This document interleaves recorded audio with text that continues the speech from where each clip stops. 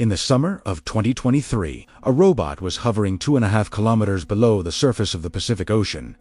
It reached down with a hydraulic arm, gripped a slab of volcanic rock, and lifted it off the seafloor, like turning over a stone. Underneath, there was a cavity. Warm fluid, and inside it animals. Alive, full-grown, reproducing. Nobody had ever seen this, because nobody had ever thought to look. For 70 years, we mapped the floor of the ocean as if it were the bottom of the world.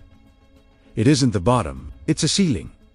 Start with a number that should be embarrassing. In 2025, a team led by Dr. Katie Croftbell gathered the records of deep-sea dives. Then they calculated how much of the deep sea floor humans have actually laid eyes on. 0.001%. In 7 decades of exploration, everything we have visually observed adds up to roughly the size of Rhode Island. Below 200 meters, where sunlight gives up, you have something like 90% of the habitable space on this planet. 90% of the living room on Earth.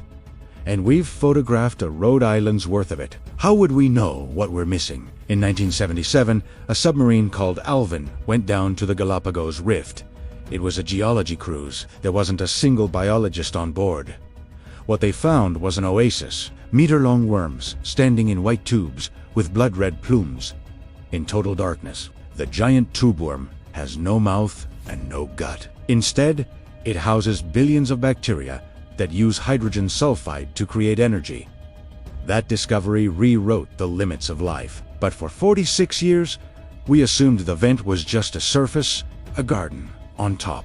In 2023, an expedition aboard the vessel Volker 2, using a robot named Sebastian, set out to solve a strange problem. Dr. Monica Bright hypothesized that tubeworm larvae weren't traveling above the seafloor. They were traveling underneath it. The team used Sebastian's arms to lift entire shelves of lava. In cavities only 10 centimeters deep, there was a functioning ecosystem. To confirm it wasn't a fluke, they sealed mesh boxers over cracks in the seafloor that nothing could enter from the water above.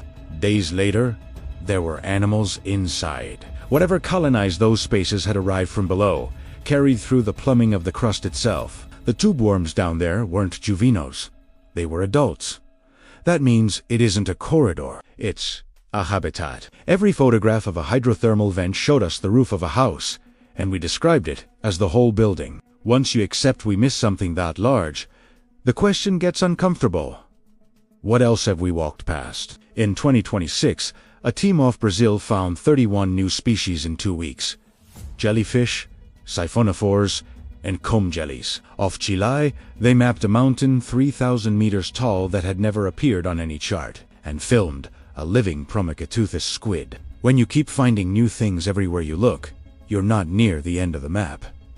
You're at the beginning of it. We found a thriving ecosystem below a seafloor we'd been photographing for 46 years.